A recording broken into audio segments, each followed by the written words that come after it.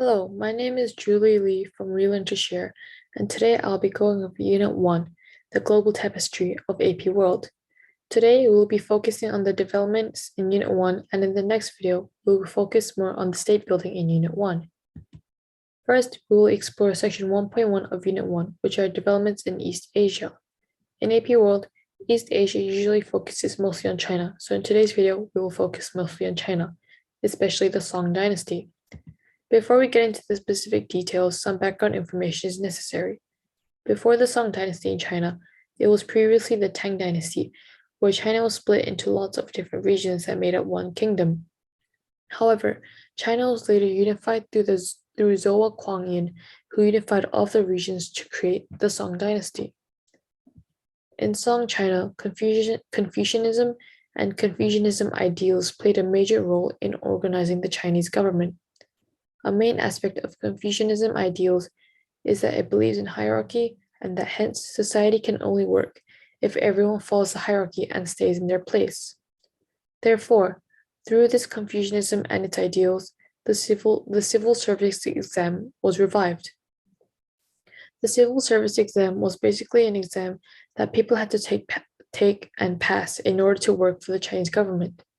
This exam was an important development as it allowed for power to be shifted from aristocrats to actual scholars, and therefore this allowed for the Chinese government to become much more organized.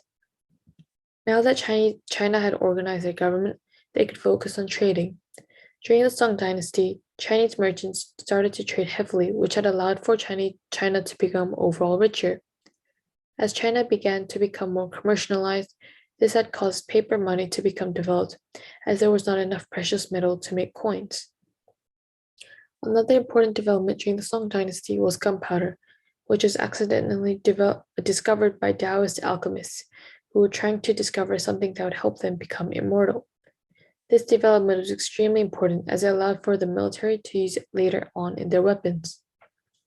Now we will move on to Section 1.2 of Unit 1, which are developments in Dar al Islam.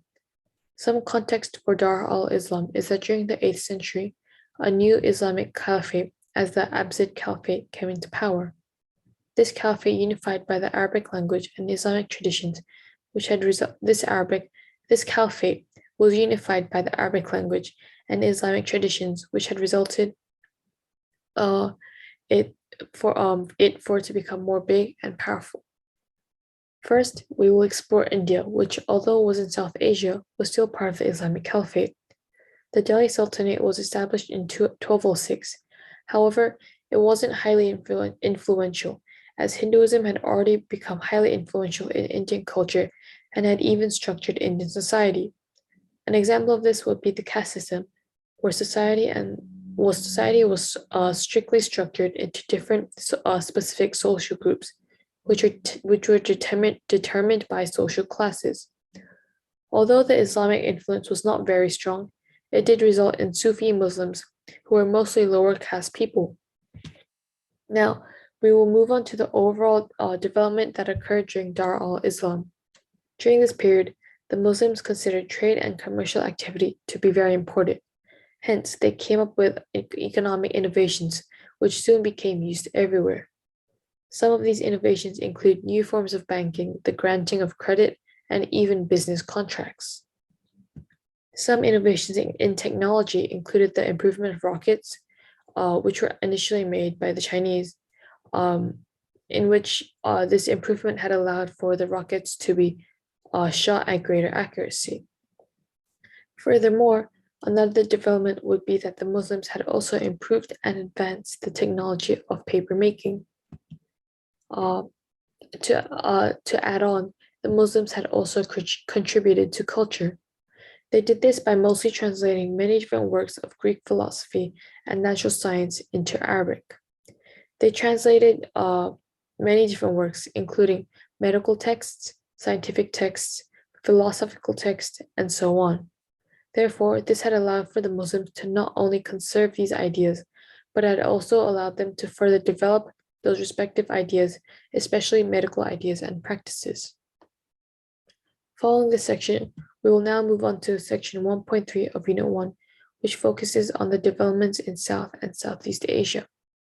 Southeast Asia was mostly made up of Hindus and Buddhists, which was largely a result of the merchants and the trading that occurred in the area. Furthermore, this region was popular as it allowed for sea-based trade routes to be controlled easily.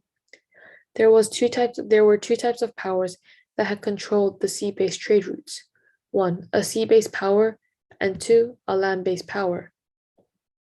An example of a sea-based power in Southeast Asia would be the Majapahit Kingdom, which gained and marinated power and wealth by controlling the sea routes. On the other hand, an example of a land-based power would be the Khmer Empire. The final section we'll be looking at today will be section 1.6 of Unit 1, which focuses on the developments in Europe.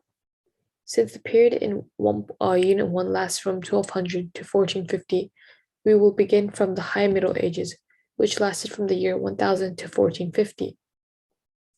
During this time period, the major change was the rise of the monarchs due to the power shift from the feudal lords to the king. The two main reasons for this was because, number one, large bureaucracies which carried out the king's will were established, and two, because large numbers of conscripted armies were made. Moving on to the next period, we move on to the 13th century, where the power shifted back to the nobles thanks to the Magna Carta in 1250 and the establishment of the English Parliament. Another important aspect of this time period was the role and importance of the Roman Catholic churches. The churches played a key role during this time period as they had established the first universities, causing the philosophers and the educators to be religious. Furthermore, the influence of the church can be further demonstrated through the art at the time, which had been heavily influenced by Christianity. In addition, another important aspect of the church was the power struggle between the church and the state. This was because while Europe was still made up of multiple regional kingdoms, the church was able to unify the kingdoms through religion, hence giving it lots of power. However, as powerful kings emerged and threatened the church's power, this had resulted in a power struggle, and in result, the Crusades. Some other developments in Europe occurred through economic change. One cause of the economic change occurred through trade.